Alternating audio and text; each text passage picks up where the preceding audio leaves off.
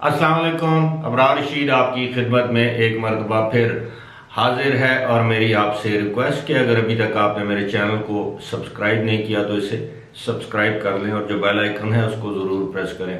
बहुत बहुत शुक्रिया।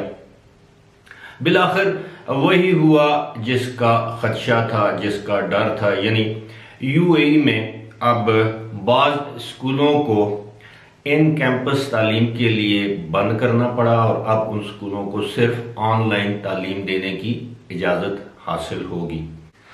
इसकी वजह क्या बनी? इसकी वजह बनी वही बात, यानी कोरोना वायरस की वबा का फैलाव।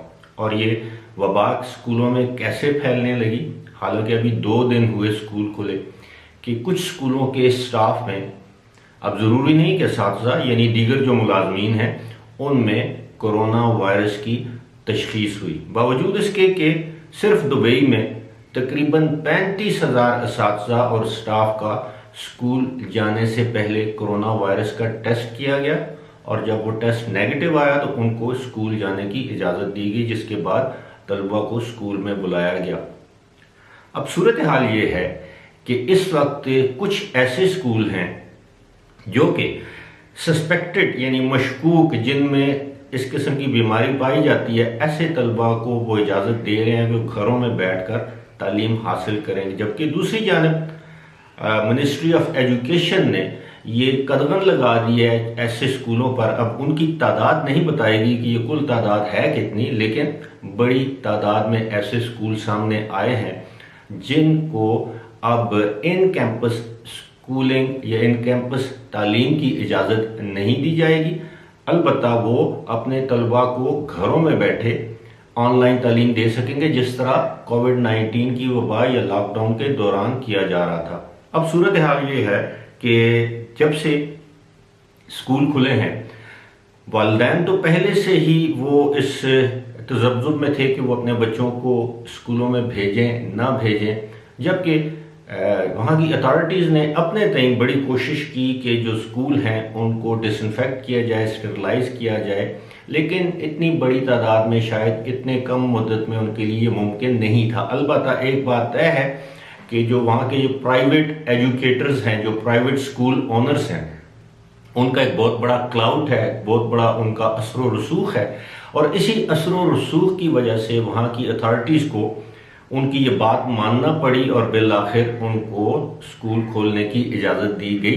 और मैंने पहले भी अपनी 2 वीडियोज़ में इस बात का जिक्र कर रखा है कि मुझे उस वक्त भी ऐसे लगता था कि एक मरतबा स्कूल खोले जाएंगे जब बच्चों के वालिदैन से, बच्चों से तमाम फीसें, तमाम चार्जेस वसूल कर लिए जाएंगे, तो 2 हफ्ते बाद कहा जाएगा कि अब सूरत हाल जो है वो बेहतर नहीं हो रही, ख़राब हो रही है, इसलिए बच्चों की ज़िंदगी और सेहत को, असातिज़ा की ज़िंदगी और सेहत को मद्देनज़र रखते हुए स्कूलों को बंद किया जा रहा है या स्कूलों में ऑनलाइन एजुकेशन सिस्टम जो है वो पहले से मुतारफ़ है उसको दोबारा शुरू किया जा रहा है। अब ये सारी सूरत हाल जो है वो आइंदा चंद दिनों में या 1 से 2 हफ्ते में वाज़ेह हो जाएगी। लेकिन फ़िलहाल सूरत हाल ये है कि जब से स्कूल खोलने का फैसला किया गया है, ऐलान किया गया है, जब से स्कूल खोल दिए गए हैं, उस वक्त से अब तक मुतअद्दिद स्कूलों में कोरोना वायरस के केसेस सामने आए हैं, जिसके बाद उन स्कूलों को डिसइंफेक्ट किया गया है, असातिज़ा को छुट्टी दे दी गई है, मुलाजमीन को छुट्टी दे दी गई है। और अब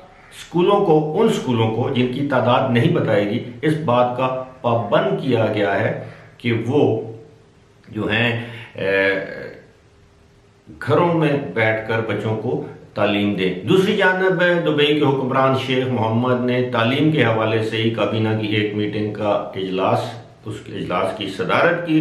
इसमें उन्होंने तमाम सूरत हाल को रिव्यू किया। इस इजलास में, जो कि वर्चुअल इजलास था, इसमें असातिज़ा भी थे, इसमें तलबा भी थे और काबीना के अरकान भी थे।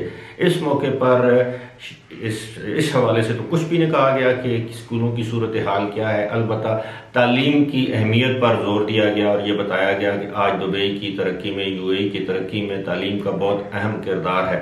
लेकिन इस हवाले से काबीना ने कोई ऐलान नहीं किया कि क्या स्कूलों को जूं का तूं खोला जाएगा, इनमें मज़ीद हिफाजती इंतजाम किए जाएंगे या स्कूलों में एक मरतबा फिर ऑनलाइन लर्निंग जो है वो मुतारफ़ करवाई जाएगी। दूसरी जानब ऐसे स्कूलों की काविशों को सराहा गया जिन्होंने अपने तलबा को 20 से 30% तक फीसों में डिस्काउंट देने का ऐलान किया है। फिलहाल इसी के साथ मुझे दीजिए इजाज़त। खुदा हाफिज़।